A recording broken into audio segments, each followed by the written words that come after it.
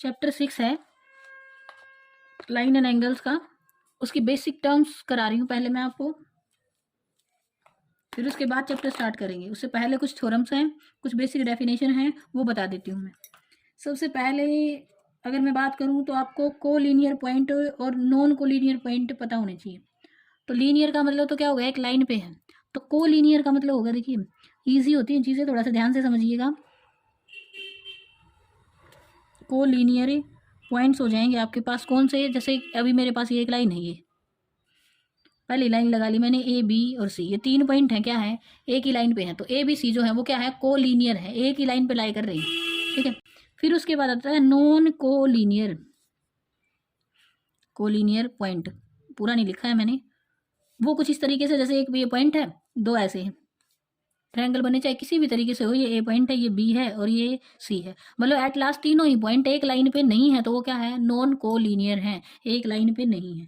फिर उसके बाद आ जाते हैं आपके पास वर्टेक्स। आई थिंक आपको नॉलेज होगी कि वर्टेक्स क्या होता है। कभी भी कोई एंगल बनाना है ना, जैसे मैं इन्हीं 3 पॉइंट से एंगल बना देती हूँ, मिलाते हैं इनको, ये है और ये है।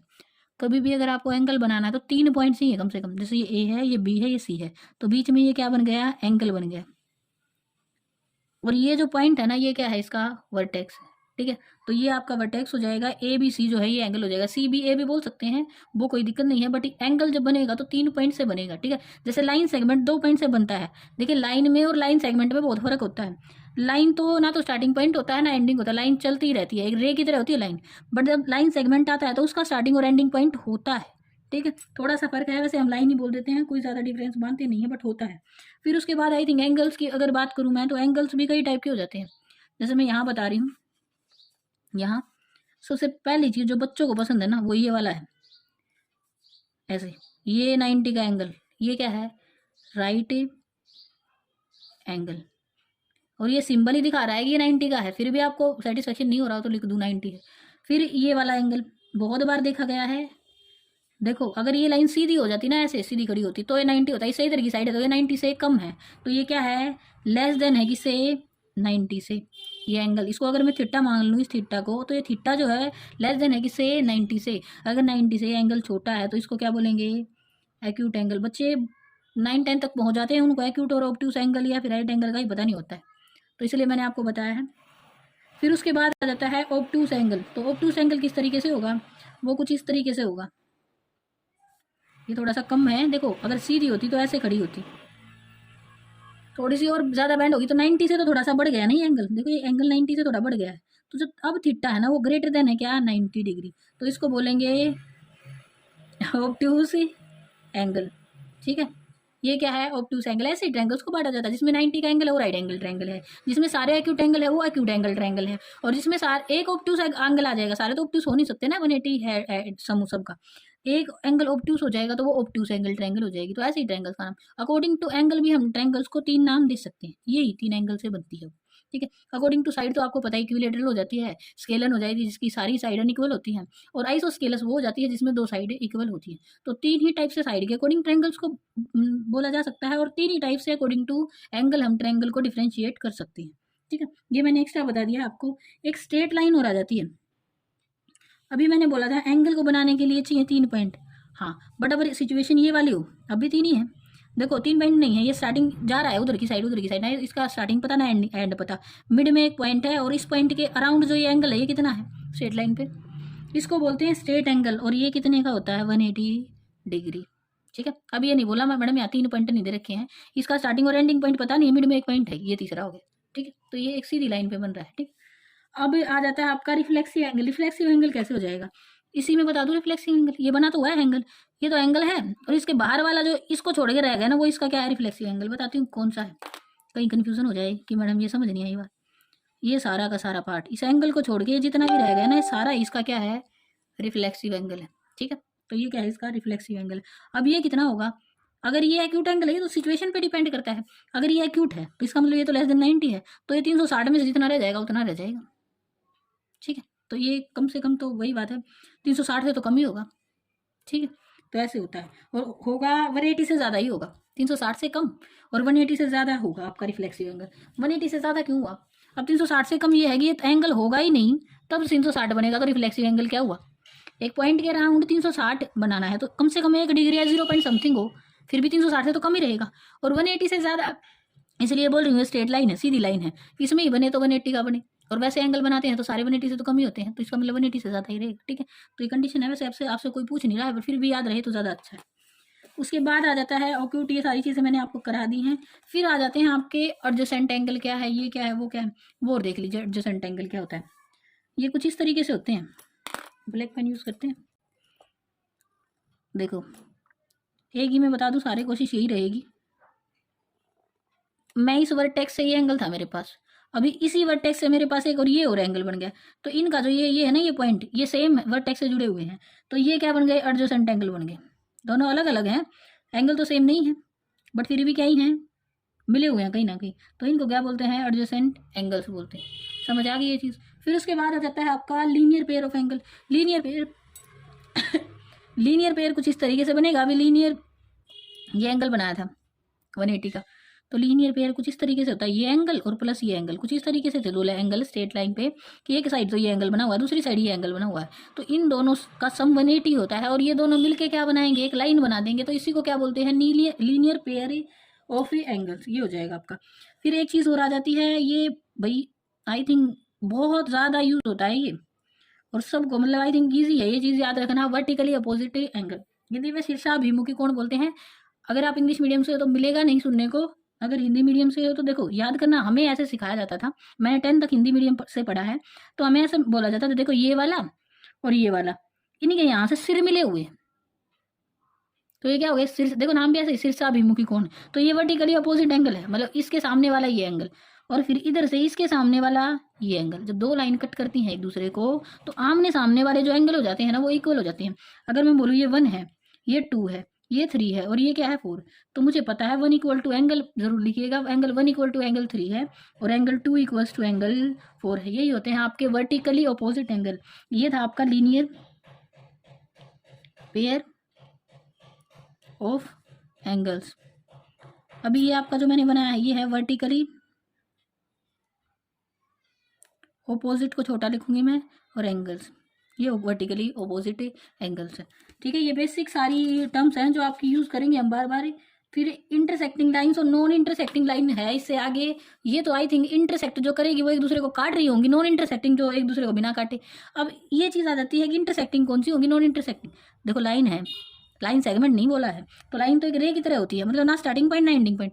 ये वाली लाइन कट की तभी वर्टिकली अपोजिट बने, तो ये कैसी है, इंटरसेक्टिंग है। नॉन इंटरसेक्टिंग हमेशा दो पैरेलल लाइन ही होंगी, कुछ ऐसे और कुछ ये दो लाइनें। अगर ये इंटरसेक्टिंग होती तो कहीं ना कहीं कट करती, नॉन इंटरसेक्टिंग है तो क्या जा रही है, एक दूसरे से पैरेलल पे जा रही हैं, और पैरेलल पे तब जाएंगी, इसका मतलब इनके बीच में कोई एंगल बन ही नहीं रहा है। देखो एंगल बन रहा है, ये वाला बन रहा है, ये तो पैरेलल में जा रही है। ठीक है, तो ये है नॉन इंटरसेक्टिंग, और ये क्या है, इंटरसेक्टिंग लाइन। मतलब एट लास्ट से नॉन इंटरसेक्टिंग तो कभी मिलती ही नहीं है, अगर मिल जाएंगी तो इंटरसेक्ट कर जाएंगी, ये कभी कहीं ना कहीं जाके मिलती हैं तो एंगल्स बनाती हैं। ठीक है, ये होती है नॉन इंटरसेक्टिंग और इंटरसेक्टिंग लाइन्स। ठीक है, अब आ जाता है पेयर ऑफ एंगल्स। तो लीनियर पेयर ऑफ एंगल्स वाला तो मैंने आपको बता ही दिया है। उसके बाद आ जाते हैं ऑक्सियम, स्टार्ट हो जाते हैं। तो पहला ऑक्सियम जो है वो उसमें क्या गिवन है, if a ray stand on a line then the sum of two adjacent angle so formed is a 180। समझा दूंगी, प्रूफ कुछ है नहीं, आपको बस याद रखना है। ठीक है, यहां से ये लाइन लगा दी मैंने, बोला फिर रे स्टैंड्स ऑन ए लाइन, एक लाइन पे ये रे है, ऑन ए लाइन, एक लाइन पे रे आई है, कुछ इस तरीके से गिरी है। ठीक है, then the sum of adjacent angle, तो इस पॉइंट पे ये गिरी तो एडजेसेंट एंगल ही हो गए, एक तो ये इधर वाला, एक तो ये वाला, ये तो इधर है, और एक दूसरे वाला ये वाला पूरा, तो ये दो हो गई। और देखो मिड, ये जो पॉइंट है ये क्या है, इनमें सेम ही है, इनका वर्टेक्स, तो ये क्या है, दो एडजेसेंट एंगल है, तो इनका जो सम होगा ना वो 180 होगा। कॉमन सेंस है, एक सीधी लाइन पे एक रे आगे गिरी है, तो जो रे से एंगल बनेगा वो 180 ही बनेगा, है ना, क्योंकि क्या है, ये एक लीनियर पेयर है। ये चीज़ बहुत बार यूज होगी, आपको ये याद रखनी है बस। उससे नेक्स्ट ऑक्सियम है आपका, the sum of two adjacent angle is 180, then non common arms of the angles form a line. ये क्या मतलब है, ये क्या बोल रहा है, अगर कभी भी मेरे पास दो एडजेसेंट एंगल, देखो अगर ये दोनों ही ये जो एंगल है ये एडजेसेंट है, इन दोनों का सम 180 बन जाए, ऐसे नहीं है कि एक, जैसे ये वाली फिगर है, ये यहाँ से ये एंगल है, तो इस तरीके से नहीं है कि ये बन जाए और ये प्लस ये बन जाए 180, नहीं। दो जो एडजेसेंट है जिनके के हम टेक्स्ट जो है बीच वाला पॉइंट जो है वो क्या है, सेम है, वो 180 हो जाए। जैसे पहले वाला जो एग्जाम किया था उसमें बोला था अगर एक सीधी लाइन पे एक रे गिर रही है, जैसे ये गिर रही है, तो 180 बनाएंगे। अब ये बोल रहा है अगर 180 बना रहा है ना, तो ये जो लाइन होगी ना नीचे वाली जिसपे वो रे गिरी थी, वो हमेशा क्या ही होगी, एक स्ट्रेट लाइन होगी, सीधी रेखा होगी। बस इतना ही है कॉमन आर्म जो है ना, मतलब जो एक ये कॉमन आर्म है, देखो ये वाली जो है ये तो गिरी ही है, तो इसका मतलब ये जो लाइन है नीचे वाला जो बेस है इसका, वो क्या है, एक ये लाइन बनाएगी। ठीक है, तो ये कुछ नहीं है, ये जो ऊपर वाला उस दिन पढ़ा था ना उसी का क्या है, कन्वर्स है। आपको जो बोल रहा है कंफ्यूज नहीं होना है इसमें। इफ टू लाइन इंटरसेक्ट, अब थ्योरम है 6.1, ये 6.1 थ्योरम आ गई है। If two line intersect each other then the vertically opposite angles are equal. अगर दो लाइन इंटरसेक्ट करती है तो उनके वर्टिकली अपोजिट एंगल क्या होते हैं, इक्वल होते हैं। ये प्रूव करना है। ठीक है, देख लेते हैं, ये बहुत आसान है प्रूव करना। ये थ्योरम है 6.1, मैं आपको बस प्रूव कराऊंगी, मैं एक्स्ट्रा चीज़ें आपको लिख के नहीं दिखाऊंगी कि ये गिवन था, ये था, ये वो था, नहीं। मैं आपको बस प्रूव कराऊंगी ताकि आपको इजी रहे, और सब कुछ तो बुक में लिखा पड़ा है, आप आराम से उसमें से देख सकते हो। यहाँ से एक तो ये वाला एंगल है, दूसरे वाले को रेड से बनाएंगे ताकि हमें थोड़ा सा डिफ्रेंशिएट करने में दिक्कत ना हो। एक ये वाले दो एंगल है। ठीक है, मुझे प्रूफ क्या करना है, नाम देते हैं, वैसे क्या ही रखा है, 1 2 3 4, ऐसे तो ABCD करते ही रह जाएंगे। 1 2 3 4 में है, मुझे क्या प्रूफ करना है, मुझे ये प्रूफ करना है, टू प्रूव करना है मुझे क्या, मेरे पास 1 इक्वल टू क्या ही है, 3 है, ये वाला इसके सामने वाले की ना, 2 इक्वल्स टू क्या ही है, 4 है। ठीक है, अब प्रूफ करते हैं। प्रूफ में कैसे करें, एक बार तो यूँ लगता है जैसे पता नहीं कैसे ही क्या करें इसे। देखो कुछ नहीं लगाना, लीनियर पेयर वाली प्रॉपर्टी लगानी है। दिख रही है सीधी लाइन है ना, ये दिख रही है ना सीधी लाइन है, मैं ये बोल रही हूँ सीधी लाइन है और ये दोनों एडजेसेंट एंगल है, तो इनका सम कितना होगा, 180। तो मैं बोलूँ 1 और +2 इक्वल टू क्या ही होगा, 180। क्यों होगा भाई, ये 1 दिया है मैंने, उसको रीजन साथ में लिखूंगी, लीनियर पेयर है। सही है, बिल्कुल सही है। अब ये एंगल छोड़ो, 1 के साथ दूसरा एंगल लूँ, मैं इसके साथ ये भी ले सकती हूँ, कोई दिक्कत नहीं होगी, बस मैं इन दोनों में से एक कॉमन रखना चाह रही हूँ। मैं क्या रखूँ, 1 के साथ 4 ले लूँ, ये भी तो एक सीधी लाइन है, तो मैं ये भी तो लिख सकती हूँ। सिमिलरली मैं ये भी लिख सकती हूँ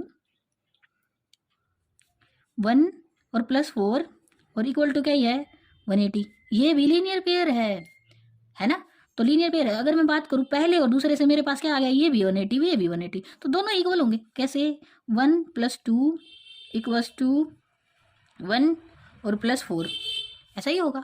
मैं इसको हटा दूँ, ये तो चाहिए ही नहीं, तो इसका मतलब क्या है, 2 इक्वल्स टू क्या ही हो गया, 4 हो गया। अगर मैं ऐसे ही यहाँ पे 1 + 2 लिया था और 2 + 3 लेती तो 2 कैंसिल हो जाता, 1 इक्वल टू क्या ही आ जाता, 3 आ जाता। अभी लेके दिखाती हूँ, मैं यहाँ से 1 + 2 लिखा था 180 है, एक और मैं इक्वेशन बना लेती 2 + 3, 2 + 3 जो है वो भी एक सीधी लाइन पे है, वो भी क्या ही होगा, 180 होगा। इसको थर्ड मान लेती हूँ, रीज़न वही है कि ये भी लीनियर पेयर है। अगर मैं फर्स्ट और थर्ड को कंपेयर करती, दोनों ही 180 आ रहे हैं, तो इधर वाले भी इक्वल ही होंगे, 2 से 2 तो दोनों में सेम ही है, तो इसका मतलब क्या ही आ जाएगा, 1 इक्वल टू क्या ही आ जाएगा, 3 आ जाएगा। एक चीज़ मैंने नहीं लिखी है, बाय यहाँ से लिखना, बाय 1 और 2 भी है, पहले और दूसरे से मेरे पास ये आएगा, और ऐसे ही मेरे पास पहले और तीसरे से ही आएगा। आपको सब लिखना है, जो मैं बोलती हूँ वो चीज़ें आपको लिखनी है। हो गया प्रूफ, ये प्रूफ है, बस गिवन आपको पहले लिखना है, जो भी है एक्स्ट्रा कुछ चीज़ें हैं जो मैं बोली हैं अभी मैंने, वो भी आपको इसमें ऐड करनी है। ठीक है, ये थ्योरम थी आपकी 6.1 थ्योरम। एक्सरसाइज 6.1 फर्स्ट क्वेश्चन है ये। फिगर मैंने पहले ही बना ली है और जो गिवन है वो भी पहले से ही लिख रखा है। अब देखिए AOC, ये वाला एंगल मैं बना देती हूँ, ये वाला, और प्लस में BOE, ये वाला, ये और प्लस ये दोनों मिलके कितना ही है, 70 है। इसने यही बोला है, देखो ये और प्लस ये इक्वल टू कितना दे रखा है, 70 दे रखा है। अब इसने ये भी दिया है BOD, इसको तो इकट्ठा लिख नहीं सकते ना, अब यहाँ से BOD को लिख सकते हैं, ये कितना ही है, 40 डिग्री। ठीक है, अब मुझे ये बता, देखो ये तो सीधी लाइन यहाँ से तो जा ही नहीं रही है, तो खत्म ही होगी, OE तो थोड़ी सी है। अब ये सीधी लाइन और ये भी सीधी लाइन, और ये दोनों ही लाइन कट करिए, इसको तो छोड़ो, ये साइड करो इसको, ये वर्टिकली अपोजिट नहीं हो जाएगा, कौन सा, BOD और AOC, ये वर्टिकली अपोजिट है, तो यहाँ से लिख दूँ AOC बराबर है किसके, BOD के, और जो कि गिवन है कितना ही है, 40 डिग्री, और यहाँ पे लिख देना है दोनों इक्वल किसकी वजह से हुए, वर्टिकली अपोजिट एंगल, पूरा लिखना। ठीक है, इतना हो गया मेरे पास, ये भी कितने का आ गया, 40 डिग्री का आ गया। पूछा गया है, जो साथ साथ निकलता रहे उसको लिखते रहो। अब BOE BOE पूछा है तब तो हो गया इजी। इसमें से BOE रह जाएगा, AOC को इधर लाके इसमें से माइनस कर दो। तो देखो 40 का है ये, इन दोनों का एडिशन कितना बताया था, 70 बताया था। तो यहाँ पे मैं लिख दूँ AOC, तो देखो यहाँ से BOE निकालना है, और ये 70 का दोनों का एडिशन दे रखा था, 70 में से मैं माइनस कर रही हूँ डिग्री में से AOC को। अभी बताया AOC तो BOD के बराबर है, कितना है 40, उसमें से माइनस हो जाएगा, तो BOE कितने का आ गया 30 डिग्री का। अब पूछा है रिफ्लेक्स एक्शन ओ एंगल बताना है किसका, COE का। देखो COE का बताना है। एक बात मुझे बताओ, COE होगा कितना, ये COE, पहले तो COE निकालते हैं। तो COE जो है ना वो इक्वल टू होगा क्या, लीनियर पेयर है ये तीनों ही, देखो ये प्लस ये सीधे लाइन पे बन रहे हैं ऐसे ऐसे, ये सारे के सारे। तो ये वाला 40, ये वाला और ये वाला सारा ही कितना हो जाएगा 180। 180 में से ये दोनों घटा दें, ये दोनों का सम दे रखा है 70, तो कितना बच जाएगा 70 घटा दो, दोनों एंगल हटाओ इनको, कितना 110 डिग्री। तो ये वाला मेरे पास आ गया कितने का 110। मुझे COE एंगल नहीं बताना, उसका रिफ्लेक्स बताना है। तो रिफ्लेक्स जो होगा किसका, एंगल COE का, वो कितना हो जाएगा 360 में से माइनस कर दो कितना 110 डिग्री, तो कितना 250 डिग्री जो आएगा वो आपका आंसर आ जाएगा। ये फर्स्ट क्वेश्चन था, बहुत आसान क्वेश्चन था, हो गया। गिवन सब है जो दे रखा है वो यूज कर लिया है, प्रूफ कुछ करना नहीं है, फाइंड करना है, निकाल दिया। गिवन और टू प्रूव लिखना जरूरी नहीं है, प्रूव करना ही नहीं जो कुछ। सेकंड क्वेश्चन देखो, सेकंड में भी क्या ही करना है आपको, फाइंड करना है C को। अब मैं C बताती हूँ कौन सा एंगल है, कंफ्यूज नहीं होना है।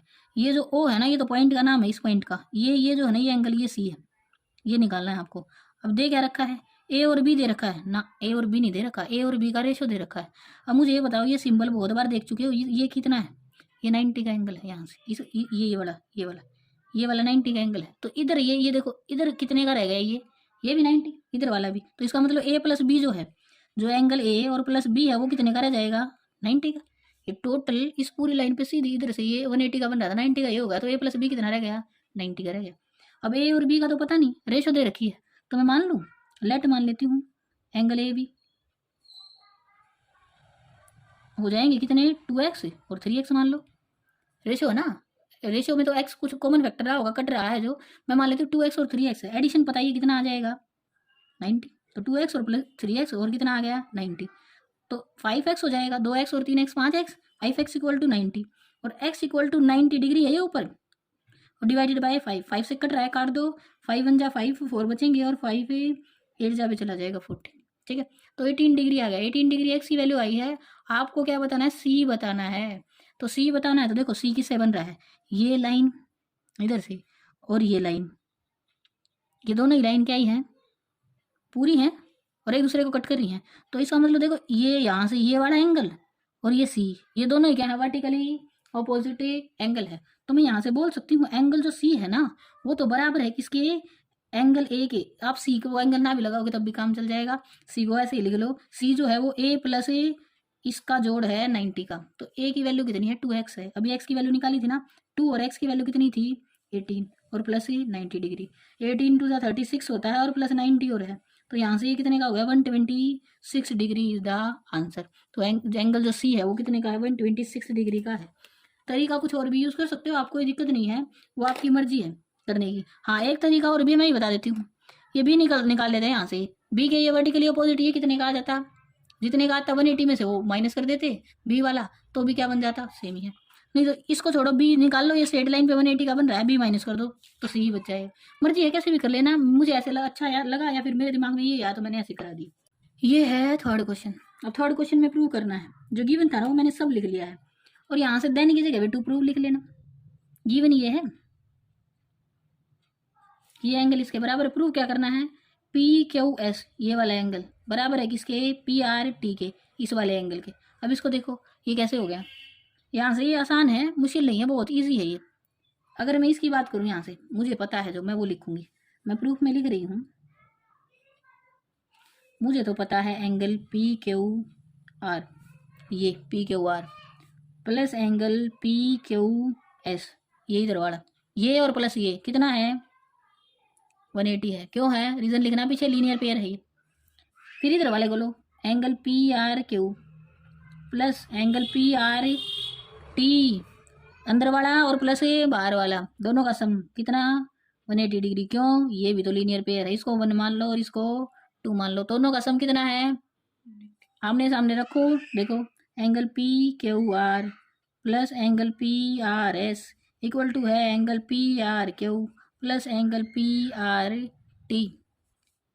अब देखो गिवन क्या था, पी क्यू आर बराबर है किसके, पी आर क्यू के।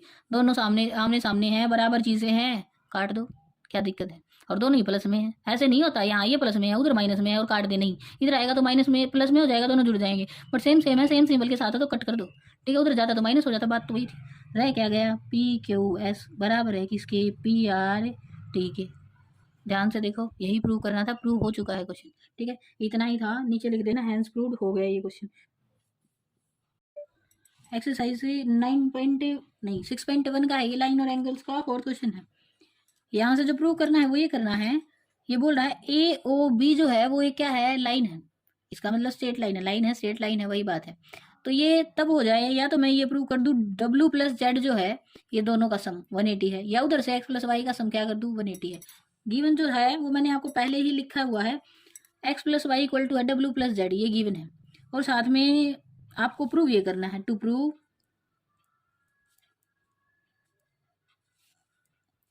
ए O B is a line, ये एक लाइन है, ये प्रूव करना है। उसके लिए मैंने बताया प्रूव क्या करेंगे, हम प्रूव कर देते हैं एक्स प्लस वाई जो है वो क्या है 180 डिग्री है, तो एक स्ट्रेट लाइन हो जाएगी, क्योंकि ये क्या हो जाएगा, लीनियर पेयर हो जाएगा एंगल का। उसके लिए क्या करेंगे, मैं यहाँ से लिखूंगी, मुझे तो पता है एक्स प्लस वाई और प्लस जेड और प्लस डब्ल्यू इक्वल टू कितना है 360 है। क्यों है, ये सबको पता है। अगर एक पॉइंट के अराउंड, ये पॉइंट ओ है, इसके अराउंड टोटल एंगल बनेगा वो कितने का बनेगा 360 का बनेगा, ये इस वजह से है। अब यहाँ से x प्लस वाई है, ये ठीक है। ये z प्लस डब्ल्यू है, इसको मैं लिख दूँ, इन दोनों का सम तो बराबर है किसके, x प्लस वाई के। तो यहाँ पे x प्लस वाई पहले से था, अब इन दोनों की जगह पे भी क्या आ जाएगा x plus y equal to कितना 360। अब x प्लस एक्स कितना हो जाएगा 2x, और ऐसे ये y प्लस वाई भी कितना हो जाएगा 2y, तो 2 को तो बाहर ही रख लूँ, और x प्लस वाई है, दोनों दो दो ही है 360। अब इस 2 को उधर ले जाऊँ तो x plus y equal to कितना आ जाएगा 360, और डिवाइडेड बाय 2 कैंसिल हो जाएगा, ये कैंसिल कर लीजिएगा, x प्लस वाई कितना आएगा 180 डिग्री, 2 से कैंसिल करने से 180 डिग्री आ जाएगा। अगर ऐसा है तो क्या है, A O B is a line, A O B जो है वो क्या है, कि लाइन है, यही प्रूव करना था, ये प्रूव हो गया, लिखिएगा हिंस प्रूव हो गया। अब नेक्स्ट क्वेश्चन क्या बोलता है, नेक्स्ट क्वेश्चन भी इजी है, जो गिवन है वो मैं आपको बता देती हूँ। प्रूव क्या करना है, प्रूव तो ये करना है आर ओ एस जो है ना वो क्या है, half of angle Q O S और minus angle P O S. ये अजीब तरीके से लिखा हुआ है, इसको थोड़ा सीधा कर देते हैं। ये 2 उधर ले जाऊँ तो मल्टीप्लिकेशन में जाएगा, नीचे डिवीजन में है, तो हो जाएगा 2 time of angle R O S बराबर है एंगल क्यू ओ एस और minus angle P O S. मैंने जो प्रूव करना था उसको थोड़ा मॉडिफाई कर दिया है, अब मैं यही प्रूव करूंगी, इसको मॉडिफाई करके आ रहा है तो ये प्रूव कर देते हैं, ठीक है। अब प्रूफ में क्या करना है, गिवन जो है सब कुछ वो आप ऊपर लिख लीजिएगा, मैं अब उसको यूज़ करूंगी। अब मैं लिख लूंगी, वैसे गिवन जो है पहले ही। यहाँ से देखिए ये वाला एंगल 90 का है, और इसने बोला है क्यू आर जो है वो ओ आर जो है वो परपेंडिकुलर है किस पे, पी क्यू पे। तो ये परपेंडिकुलर यहाँ से परपेंडिकुलर है, तो यहाँ से भी ये 90 का एंगल होगा। तो मैं यहाँ से लिखूंगी तो बस इतना ही लिखूंगी। देखो मुझे क्या लिखना है, ये लिखना है R O Q, R O Q ये बराबर होगा किसके, आर ओ पी के, इसके आर ओ पी के, ये भी 90 है। दोनों कितने कितने के हो जाएंगे 90। एक तरीके से गिवन ही है, क्यों है ये यहाँ पर लिख सकते हो आप, क्योंकि ओ आर जो है वो परपेंडिकुलर है किस पे, पी क्यू पे, इसलिए ऐसा हुआ है, ठीक है। रीजन में लिख, यहाँ से देखो आर ओ क्यू, ये वाला आर ओ क्यू बराबर है किसके, आर ओ पी के, इधर वाले इस एंगल की, ठीक है। यहाँ से ये आएगा। अब देखो इस एंगल, ये एंगल इसके बराबर है, ये जो एंगल है ना ये आर ओ पी, मैं इसको 2 तरीके से लिख सकती हूँ। मैं उसी तरीके से लिखूंगी जो मैं आपको बता रही हूँ। देखो यहाँ से मैं इस एंगल को मॉडिफाई कर रही हूँ, किसको, मैं आर ओ पी को लिख सकती हूँ, क्या ये है, ये आर ओ एस। देखो मेरे प्रूफ में आर ओ एस है, यहाँ तो आर ओ एस आया ही नहीं, मैं यूज़ कर लेती हूँ आर ओ एस को, आर ओ एस और प्लस क्या है पी ओ एस या एस ओ पी। इन दोनों एंगल्स का सम ही तो क्या बनाना है, आर ओ पी। इसको मैं मान लूँ ये पहला है, मैंने इस एंगल को भी मॉडिफाई कर दिया किसकी फॉर्म में, आर ओ एस और एस ओ पी की फॉर्म में। अब इस आर ओ क्यू को भी कर देती हूँ, ये आर ओ क्यू जो है इसमें भी अगर मुझे आर ओ एस चाहिए तो मैं उसके लिए क्या करूँ, मैं लिखूँ आर ओ क्यू जो है ना वो भी है बराबर किसके, अगर मैं माइनस कर दूँ क्यू ओ एस में से माइनस कर दूँ क्या, आर ओ एस, ये वाला एंगल घटा दो, देखो बीच वाला ये पूरा बनाए क्यू ओ एस यहाँ तक, अगर इसमें से ये वाला पार्ट माइनस कर दूँ ये वाला, तो कौन सा रह जाएगा, इधर वाला ही रह जाएगा, है ना। तो ये वाला मैं माइनस कर देती हूँ क्या, ROS, ये क्या है 2 है। देखो ये दोनों तो बराबर थे और इधर से फिर तो ये दोनों भी बराबर होंगे, तो लिखना बाय 1 एंड 2 वी, आपको इसको भी 1 2 देना है तो दे सकते हो, वी है। तो मेरे पास क्या हो जाएगा ROS प्लस POS बराबर है किसके QOS और माइनस एंगल ROS। अब मेरे पास देखो ये ROS, ये ROS, यहाँ प्लस में या माइनस में इधर ले आऊंगी तो कितना हो जाएगा, प्लस में आएगा और 2 ROS हो जाएगा, और ये उधर जाएगा तो QOS तो पहले से ही था, और ये इधर आ जाएगा एंगल POS की। देखो यही प्रूव करना था, और अगर इस 2 को भी उधर ले जाओगे तो 1/2 हो जाएगा, बात तो वही है, प्रूव हो चुका है, हैंस प्रूव। ठीक है, इतना सा है ये क्वेश्चन। बच्चों को समझने में थोड़ी सी दिक्कत होती है, एक बार फिर बता देती हूँ। ये वाला 90 तो इधर वाला भी 90, क्योंकि ये परपेंडिकुलर है। इसको मैंने लिखा ये इसके बराबर है। अब मैंने इसमें जब मैंने इसको देखा, जो मुझे प्रूव करना ROS आ रहा है, बट मेरा तो ROS आया ही नहीं। देखो इसमें कहाँ है ROS, इन दोनों एंगल्स में।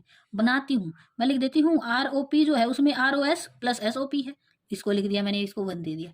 जब फिर मैंने ROQ को निकाला तो ये तो ROS से बाहर है, लो ये ROS से तो मैं क्या करूँ, इस पूरे को ले लूँ QOS। देखो प्रूव में है QOS में से मैं माइनस कर दूंगी बीच वाला पार्ट, ये वाला एंगल, तो क्या रह जाएगा ROS ही रह जाएगा। तो मैंने ROQ को लिख दिया, ये क्या है QOS माइनस ROS है। ठीक है, तो ये बन जाएगा सेकंड, ये क्या बनेगा ROQ।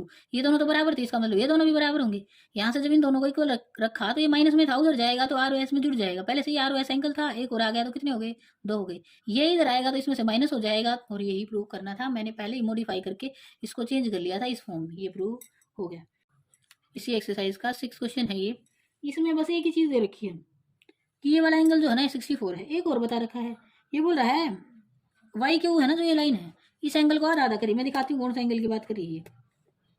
रेड पेन यूज़ कर लेते हैं। ये वाला एंगल बोल रहा है, तो ये बोला आधा आधा होगा, इसका मतलब आधा इधर है और आधा इधर है, इतना बोला गया है। अब बताना क्या है, आपको बताना है इफ ये फाइंड YX, ये है X, YQ, ये निकालना है XYQ। तो इसका मतलब मुझे यहाँ से लेके यहाँ तक जाना है, इस एंगल तक। ठीक है, और क्या निकालना है, रिफ्लेक्स एंगल निकालना है QYP का, इसका रिफ्लेक्स सेक्शन, इसका देखो इतने इतने का, इसका रिफ्लेक्स सेक्शन एंगल निकालना है। तो रिफ्लेक्स एंगल रहेगा, इसको घटा दो कितने में से, 360 में से, वो लास्ट में करेंगे। पहले निकाल लेते हैं ये दोनों एंगल हैं कितने कितने के। अब आपको लीनियर पेयर बहुत बार कर चुके हो, देखो इस ये प्लस ये और प्लस ये, अगर ये वाला x है तो ये वाला भी x है, क्योंकि ये टोटल एंगल जो था इसकी मेजरमेंट कुछ ना कुछ रही होगी। मान लो थीटा है तो ये थीटा/2 होगा, बाय टू लिखने से क्या होगा, ये x है ये भी x है, और टोटल कितना हो जाएगा 2x, ऐसा मान लेते हैं। तो मुझे पता है 64 और प्लस x और प्लस x, इनका जोड़ कितना ही होगा 180, क्योंकि ये एक लाइन पे है, स्ट्रेट लाइन पे। ठीक है, अब यहाँ से अगर मैं बात करूँ 2x, ये x plus x 2x equal to 180, और उसमें से माइनस हो जाएगा कितना 64।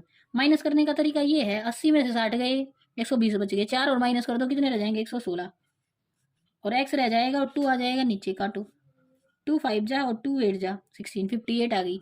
x की वैल्यू कितनी आ गई 58। आपसे पूछा था XYQ, तो एंगल XYQ इक्वल टू होगा किसके, एंगल XYZ और प्लस एंगल प्लस x, ये वाला ZYQ, इसको ऐड कर लो, यहाँ ZYQ लिख लो, कोई दिक्कत नहीं, ZYQ ये वाला एंगल और ऐड होगा।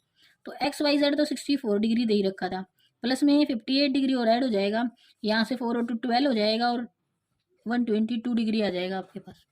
ये वैल्यू आई है मेरे पास इस एंगल की, यहाँ से लेके यहाँ तक की।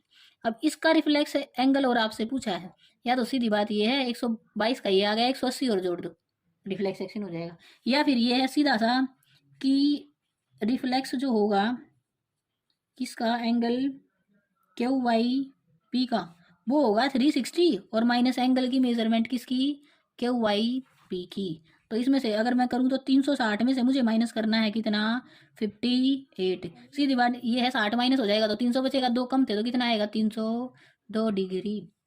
ये आंसर है, ये था आपका लास्ट क्वेश्चन जो कि मैंने करा दिया है। अभी आपकी यहाँ पे एक्सरसाइज खत्म होती है। For more videos please like subscribe and share the video. इसके बाद हमें करना है parallel lines and a transversal. ये क्या होती है, अगर दो पैरेलल लाइन को एक तीसरी लाइन कट करके निकल जाए तो वो उनके लिए क्या रहेगी, एक ट्रांसवर्सल लाइन रहेगी। अब उससे रिलेटेड कुछ एंगल्स का रिलेशन हमें याद रखना है। सबसे पहली चीज़ आ जाती है जो आप पहले से ही कर चुके हो, वर्टिकली अपोजिट एंगल। मैं पहले वर्टिकली अपोजिट एंगल लिख देती हूँ सारी, फर्स्ट जो थिंग है वो है वर्टिकली ऑपोजिट एंगल, पूरा लिखिएगा। यहाँ से 1 इक्वल टू किसके होगा, 3 के होगा, लिख देते हैं सारी। 2 इक्वल्स टू किसके होगा, 4 के होगा। ये तो ऊपर वाले 4 एंगल्स में रहा, नीचे वाले में क्या रहेगा, 5 इक्वल टू क्या ही रहेगा, 7 रहेगा, और 6 इक्वल्स टू क्या ही रहेगा, 8 रहेगा। ये क्या है, वर्टिकली ऑपोजिट एंगल है। फिर उसके बाद आ जाता है जो हमने अभी तक कर लिया है, पहले वही कर लेते हैं। फिर उसके बाद आ जाता है आपका अल्टरनेटिव एंगल। अब अल्टरनेटिव क्या होते हैं ये नहीं पता है। अल्टरनेटिव भी दो तरीके के होते हैं, अल्टरनेटिव एंगल्स। ये कौन कौन से हैं, देखिए मैं प्रूव करा रही हूँ, मैं फिर बाद में आपको वैसे भी समझाऊंगी। पहला होता है इंटीरियर, और पीछे अल्टरनेटिव और एंगल। अल्टरनेटिव एंगल को मैंने ए से लिख दिया।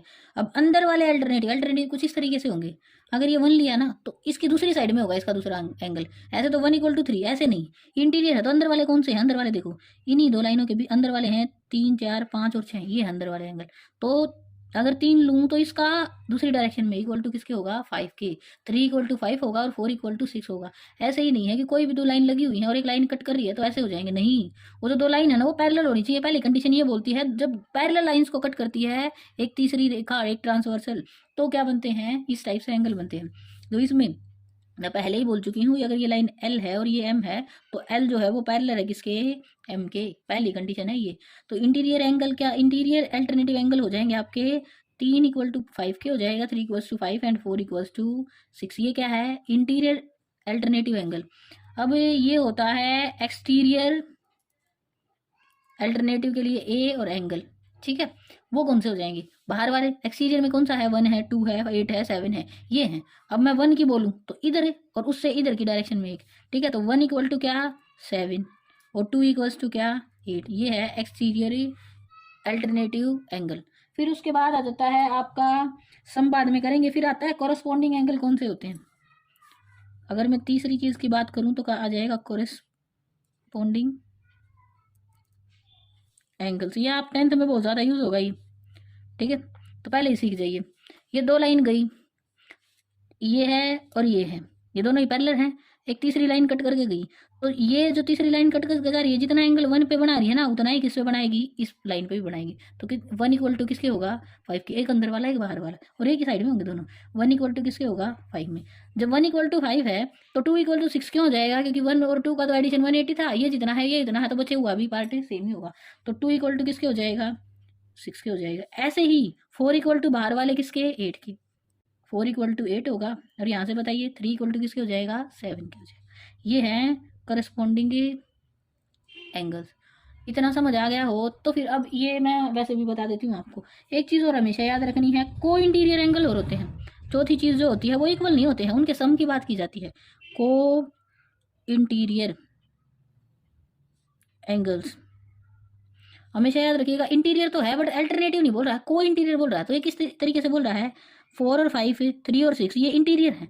तो किस तरीके से 4 और 5 का जो सम होगा ना, देखो 4 इक्वल टू 8 है, बट ये बोल रहा है 4 और 5 का जो सम होगा, मैं लिखूंगी यहाँ से 4 प्लस 5 इक्वल टू कितना होगा, 180 होगा, क्योंकि ये को इंटीरियर है। ऐसे ही मैं बोलूँगी 3 प्लस 6 इक्वल टू कितना ही होगा, 180 होगा, क्योंकि क्या ही है, ये भी को इंटीरियर है। एक 5वीं चीज़ और रह जाती है, बहुत कम बताते हैं इसको, बट होता है ये भी को एक्सटीरियर एंगल। मैं प्रूव भी कराऊंगी अभी इस चीज़ को। ये कुछ इस तरीके एक्सटीरियर बाहर वाले 1, 2, 7, 8, 1 प्लस 8, 1 इक्वल टू 7 था, बट हम लिखेंगे 1 प्लस 8 जो रहेगा ना वो भी कितना ही रहेगा, 180। और ऐसे ही 2 प्लस 7 जो रहेगा वो भी कितना ही रहेगा, 180। तो याद रखना है vertically opposite angle, alternative angle, corresponding angle क्या होते हैं, को इंटीरियर और को एक्सटीरियर। ये 5 टाइप से मैंने बताए। अब प्रूव करा देती हूँ इनको। ये 1 एंगल है ना जो हमें अच्छा लगता है, वैसे यहाँ से इसको मान लेते हैं ये 100 है, आप इसको 80 मानो। 1 जो है वो 80 के बराबर है, देखो 90 से थोड़ा कम लग रहा है। तो 2 कितना रह जाएगा, ये लीनियर पेयर है, तो 2 कितने का रह गया, 100 का रह गया। ऐसे ही होगा। अब 2 100 का है, 1 कितने का है, 80 का है। वर्टिकली अपोजिट का तो पता ही है, ये दोनों भी जुड़ के कितने ही देंगे, 180, क्योंकि सीधी लाइन है। तो ये भी कितने का हुआ, 80 का। अब 3 और 4 भी 180 है, तो ये 80 का, तो ये कितने का हो गया, 100 का। तो पहली चीज़ तो वर्टिकली अपोजिट एंगल वाली इसने प्रूव कर दी। 1 इक्वल टू 3 आ रहा है, 2 इक्वल टू किसके आ रहा है, 4 के आ रहा है। हो गया ये चीज़। ये देखो हमने लिखा था 1 इक्वल टू 3 होगा, 2 इक्वल टू 4 होगा, बिल्कुल है, बिल्कुल है ये चीज़ तो। फिर आ जाओ को इंटीरियर वाली प्रॉपर्टी पे, को इंटीरियर। उसमें बोल रहा था 3+6 जो होगा वो 180 होगा, 4+5 जो होगा वो 180 होगा, ऐसा ही था। हाँ बिल्कुल था। तो जब इन दोनों का जोड़ 180 है तो ये कितने का रहा होगा, 100 का। और इन दोनों का जोड़ 180 है तो ये कितने का रहा होगा, 80 का। ऐसा ही है। तो देखो 3 इक्वल टू किसके बन गया, 5 के, और 4 इक्वल टू किसके बन गया, 6 के। तो ये कौन से थे, अल्टरनेटिव इंटीरियर एंगल थे ये अंदर वाले। अब बाहर वाले पे चलो, ये 80 है तो ये कितने का, इनका जोड़ 180 है तो ये कितने का रहा, 100 का रहा। और ये 100 है तो ये कितने का रहा, 80 का रहा। अब देखो इसको ध्यान से, इसका और इसका ये को एक्सटीरियर है, 180 बन रहा है। इसका और इसका भी कितना बन रहा है, 2 और 7 का भी 180 बन रहा है। मैंने ये यहाँ लिखवाया था। अब आ जाओ किस पे, कोरस्पॉन्डिंग एंगल पे। कोरस्पॉन्डिंग कौन सा था, 1 = 5 था। एक अंदर वाला एक बाहर वाला, और एक ऐसे इस तरीके से, ठीक है।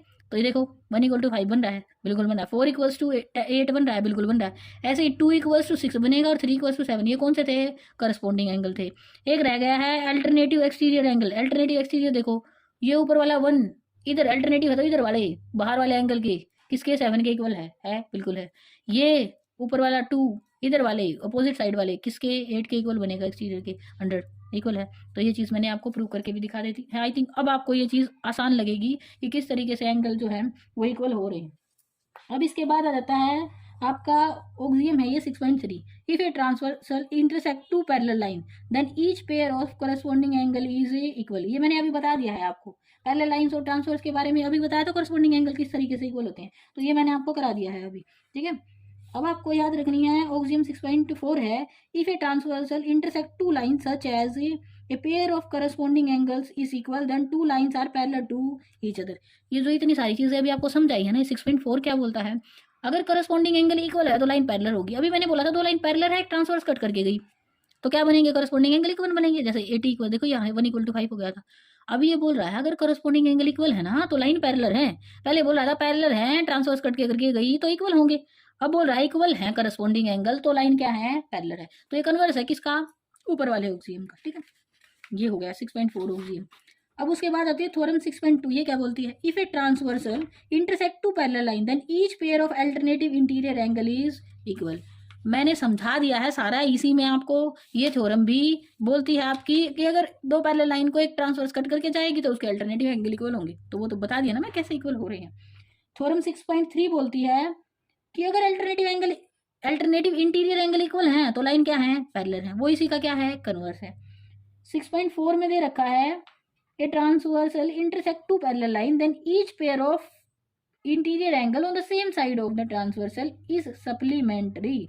ये बोल रहा है कि एंगल जो होंगे ना वो सप्लीमेंट्री होंगे, किस साइड में, then each pair of interior angle on the same side. इसका मतलब ये किसकी बात कर रहा है, देखो सेम साइड में है, और ईच पेयर इसका मतलब इसकी और इसकी बात कर रहा है। तो ये कौन से एंगल को बता रहा है, को इंटीरियर एंगल्स को बता रहा है। मैंने को इंटीरियर को एक्सटीरियर वाला कंसेप्ट समझा तो दिया, एक्सटीरियर भी होता है, ठीक है। इंटीरियर और एक्सटीरियर मैंने दोनों ही बता दिए हैं, ठीक है। और अगर ऐसा होगा, अगर 180 बन रहा है तो पैरेलल है, अगर पैरेलल है तो 180 बनेगा। ये से नेक्स्ट वाली थ्योरम में है। थ्योरम जो है, पहली थ्योरम ने बोला था कि कॉम्प्लीमेंट्री एंगल इक्वल होंगे अगर लाइन पैरेलल है, तो लाइन पैरेलल है कॉम्प्लीमेंट्री एंगल इक्वल होंगे। दूसरी थ्योरम बोलती है कॉम्प्लीमेंट्री एंगल इक्वल है तो लाइन पैरेलल होंगी, ठीक है। ये उसका कन्वर्स हो गया। उससे नेक्स्ट वाली थ्योरम ने बोला था कि अगर आपकी लाइन्स जो हैं वो पैरेलल गिवन है तो अल्टरनेटिव एंगल इक्वल होंगे। उससे अगली थ्योरम बोल रही है अगर अल्टरनेटिव एंगल इक्वल है तो लाइन क्या होंगी, पैरेलल होंगी। उसे नेक्स्ट थ्योरम जो बोल रही है कि जो एंगल है वो सप्लीमेंट्री है, कौन से, को इंटीरियर एंगल का सम जो होगा वो सप्लीमेंट्री होगा। और सप्लीमेंट्री का मतलब होता है 180 का जोड़ बनाएंगे वो दोनों मिलके, ठीक है। तो ये हो गया, अगर पैरेलल है तो सप्लीमेंट्री होगा, और अगर सप्लीमेंट्री है तो पैरेलल है। ये उसी का कन्वर्स उससे नेक्स्ट वाली थ्योरम है।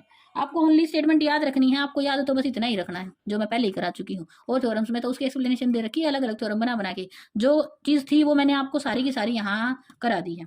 अब उससे आगे है एक थ्योरम और आई है, अगर ऐसे ही ना 2 लाइन है, 3 हो जाए, 4 हो जाए, तो उसमें भी करस्पॉन्डिंग एंगल इक्वल चलेंगे, अल्टरनेटिव भी इक्वल चलेंगे, ठीक है। ऐसे ही वो हो जाएंगे। अब नेक्स्ट थ्योरम है lines which are parallel to the same line are parallel to each other. मतलब एक लाइन दूसरी के पैरेलल, दूसरी तीसरी के, तीसरी चौथी के। तो ऐसे ये सारी लाइन पैरेलल होती चली जाएंगी। जैसे देखो ये लाइन दिख रही है, अब यहाँ से ये लाइन भी बना दूँ वो भी पैरेलल है, ये भी पैरेलल, ये भी, मतलब एक लाइन दूसरी के पैरेलल, दूसरी तीसरी के, तीसरी चौथी के। तो ये सारी लाइन क्या बनेगी, एक दूसरे के पैरेलल बन जाए। एक्सरसाइज का फर्स्ट क्वेश्चन है ये, जो गिवन है वो कुछ खास दे नहीं रखा है, फिगर दे रखी है। फिगर में जो दिख रहा है आपको वही गिवन है। प्रूव क्या करना है, ए बी पैरेलल है किसके, सी डी के। अभी इतनी सारी थ्योरम करके आए हैं, करस्पॉन्डिंग एंगल इक्वल दिखा दो, अल्टरनेटिव इक्वल दिखा दो, पैरेलल तो खुद हो जाएंगी, है ना। अल्टरनेटिव अगर पैरेलल है तो करस्पॉन्डिंग और अल्टरनेटिव है। अगर ऐसा अगर आप एंगल्स को दिखा देते हो तो पैरेलल हो जाएंगी, बात तो एक ही है, ठीक है। उसे कन्वर्स से करेंगे क्योंकि पैरेलल ही प्रूव करना है हमें। यहाँ से देखो ये एक्स पूछा गया है, नहीं पूछा तो इसमें हाँ वैल्यू निकालनी है एक्स और वाई की दोनों की, हाँ एक्स और वाई दोनों की वैल्यू निकालनी है। तो सबसे पहली चीज़ ये है, ये दे रखा है 50 है, ये 50 दे रखी है इसकी वैल्यू, ये कितना दे रखा है 130 दे रखा है। देखो 50 प्लस 130 180, बताना ना को एक्सटीरियर एंगल का सम 180 होता है, कितना अच्छा क्वेश्चन है। अब मैं यहाँ से सबसे पहली चीज़ मुझे जो दिखी ना बढ़िया, ये प्लस ये कौन से एंगल हैं, ये वाई इक्वल टू कितना होगा 130 डिग्री होगा। क्यों होगा भाई, ये क्या है वर्टिकली ओपोजिट एंगल। इसको A B C D parallel हो ना हो ये सीधी बात है, ये दो लाइन कट कर रही है तो ये वर्टिकली अपोजिट एंगल इक्वल है, ठीक है। फिर उसके बाद आ जाता है यहाँ से ये 130 का निकल गया, अभी एक लाइन सीधी जा रही है सीधी सीधी, तो 50 प्लस एक्स जो होगा 50 और प्लस एक्स जो होगा वो कितना होगा 180 डिग्री। क्यों होगा, क्योंकि भाई ये लीनियर पेयर है, क्या है ये लीनियर पेयर है ये, ठीक है। बस ये सीधा ऐसे ही बन रहा है 50 प्लस 130 को एक्सटीरियर एंगल का सम कितना आ गया 180 आ गया, तो बन की बात ए बी पैरेलल है किसके सी डी के। बट ऐसे एक कम यूज़ कर रहे हैं तो हम ऐसे कर लेंगे, एक्स इक्वल्स टू कितना ही आ जाएगा, यहाँ से 180 में से 50 माइनस करेंगे, 180 माइनस 50, तो एक्स की वैल्यू जो मेरे पास आ गई 130 आ गई। इसका मतलब वाई तो 130 था ही, एक्स भी 130 आ गया, तो वाई भी किसके बराबर आ गया एक्स के इक्वल आ गया। एक्स और वाई अगर आपको दिख रहे हो तो क्या है अल्टरनेटिव है, और वो भी कैसे इंटीरियर है एंगल्स हैं, है ना। अल्टरनेटिव इंटीरियर एंगल्स जो है वो इक्वल है, अगर इक्वल है तो ए भी जो है वो पैरेलल है किसके, यहाँ से लिखना देयर फोर, इसीलिए क्या ही हो गया ए भी पैरेलल हो गया किसके, क्योंकि अल्टरनेटिव इंटीरियर एंगल्स जो हैं आर इक्वल, ऐसा है तो ए भी पैरेलल है किसके सी डी के। इतना सा ये क्वेश्चन था, एक्स वाई भी निकल गया और पैरेलल भी आ गया। अब इसे अगले क्वेश्चन पे आ जाओ, वो भी ऐसा ही है, ये पैरेलल दे रखी इसके और ये पैरेलल दे दी इसके, तो ये वाली भी इसके पैरेलल है, सीधी बात ये है, अभी इससे पहले मैं समझा चुकी हूँ ये चीज़, ठीक है। अब वाई और जेड की रेशो दे रखी है, वाई और जेड, अभी बताया सी डी भी पैरेलल होगी किसके, आप सीधी ये लिखो ये भी पैरेलल है किसके सी डी के, और सी डी पैरेलल है किसके ई एफ के, तो सीधी बात है ए भी पैरेलल होगी किसके सी एफ के, बीच वाली लाइन की जरूरत ना भी पड़ेगी तभी काम चलेगा।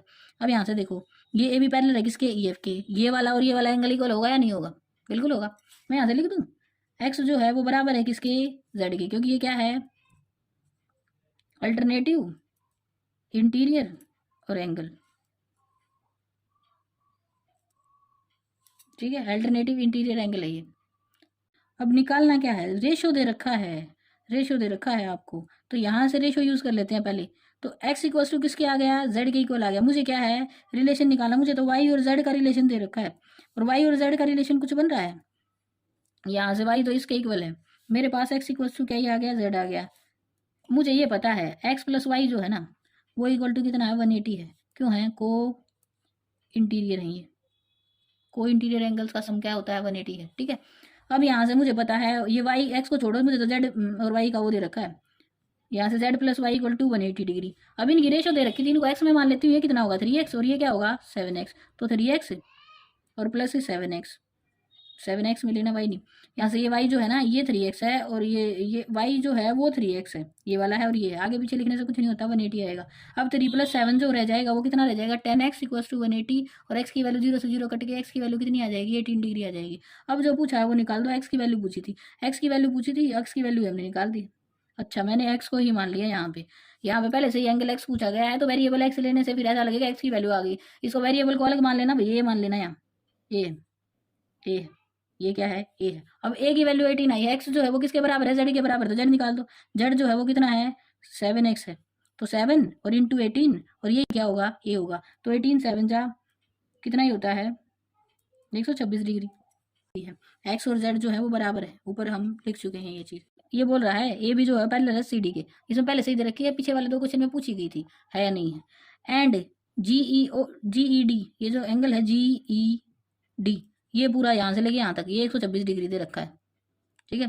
फाइंड द एंगल ए कहाँ ये रहा ए जी ई, ये वाला निकालना है, ये वाला निकालना है, ये भी कोई क्वेश्चन है, ये तो हो गया।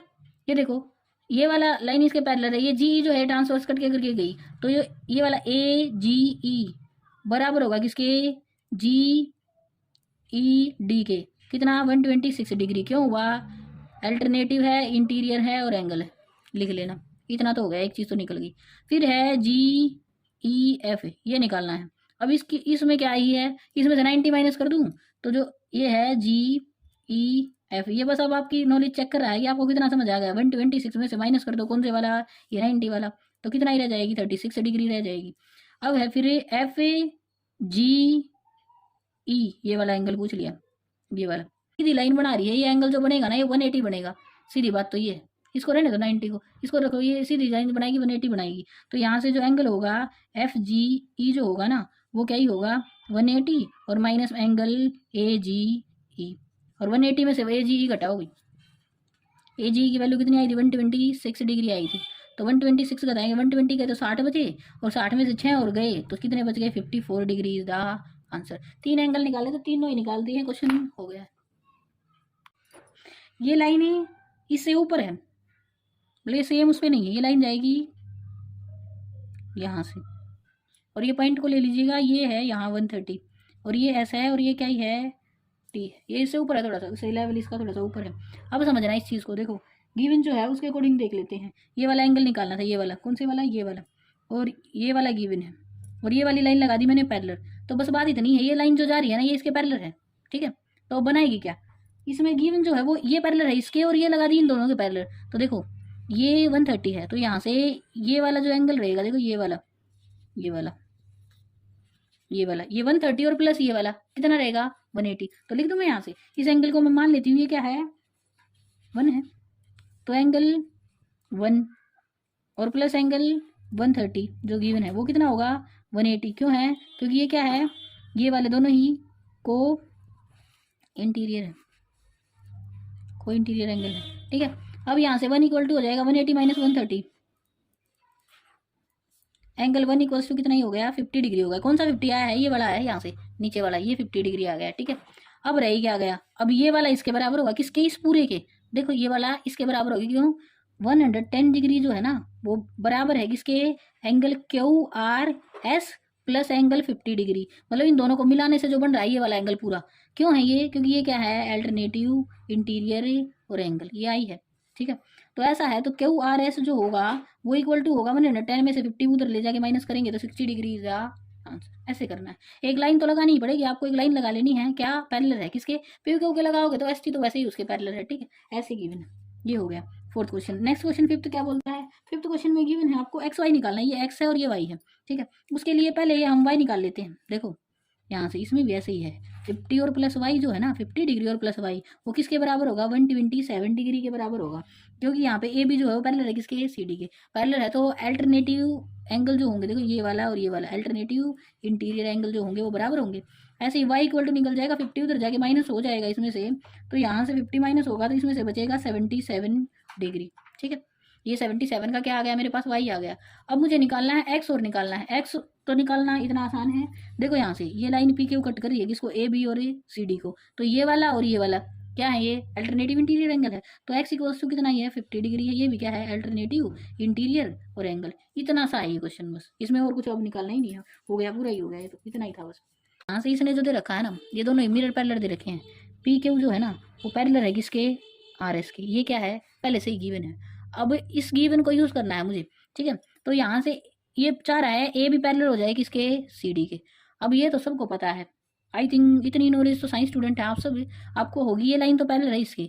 तो यहाँ से ये वाला जो एंगल है ना हमेशा याद रखिएगा, लाइन जिस एंगल से लाइट रे जो है ना जिस एंगल से गिरती है ना उसी एंगल से फिर क्या करती है लास्ट में उठती है।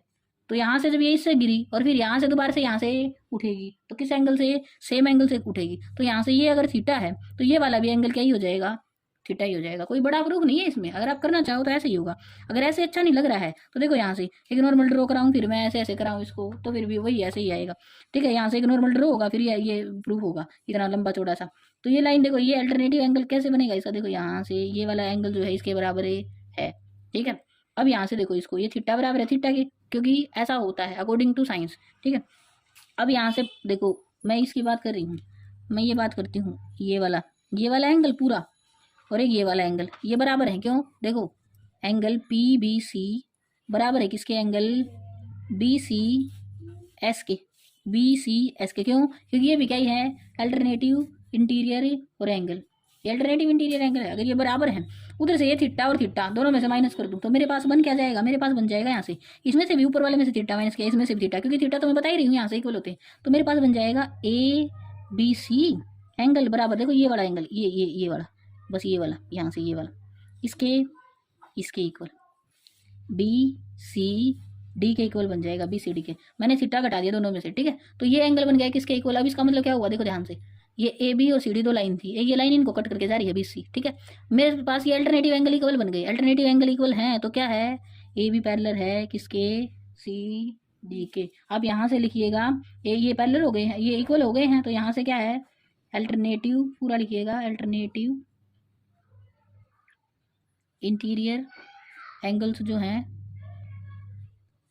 आर इक्वल, ये इक्वल है, यहाँ से आ जाएगा देयर फॉर AB पैरेलल है किसके, CD के। इतना सा ही प्रूव है ये। अगर आपको लंबा चौड़ा लिखवाया तो इस तरीके से कर लीजिएगा, बात बस इतनी।